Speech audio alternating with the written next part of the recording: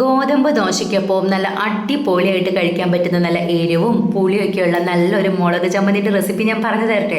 ഇതിനകത്തോട്ട് നമുക്ക് തേങ്ങ അരക്കേ വേണ്ട കേട്ടോ. അപ്പോൾ അത് ഉണ്ടാക്കാൻ വേണ്ടിയിട്ട് നമുക്ക് കുറച്ച് വെളിച്ചെണ്ണയാണ് ആവശ്യം. വെളിച്ചെണ്ണയിലോട്ട് ഉഴുന്ന് പരിപ്പ് പൊട്ടിക്കുക, പിന്നെ ഒരു 5-6 വെളുത്തുള്ളി എല്ലാം നല്ല ലോ ഫ്ലെയിമിൽ തന്നെ വെച്ചിട്ട് വഴറ്റിയെടുക്കണം. പിന്നെ ഒരു 5-6 വറ്റൽമുളക്, കറിവേപ്പില, ഒരു പിടി ചെറിയുള്ളി എല്ലാം കൂടി ലോ ഫ്ലെയിമിൽ നല്ല പോലെ ഒന്ന് വഴന്ന് വന്നതിന് ശേഷം നമുക്ക് സവാള ചേർത്ത് കൊടുക്കാം. അതും ലോ ഫ്ലെയിമിൽ തന്നെ ഇട്ട് വേണം ഒന്ന് വഴറ്റിയെടുക്കാനായിട്ട്.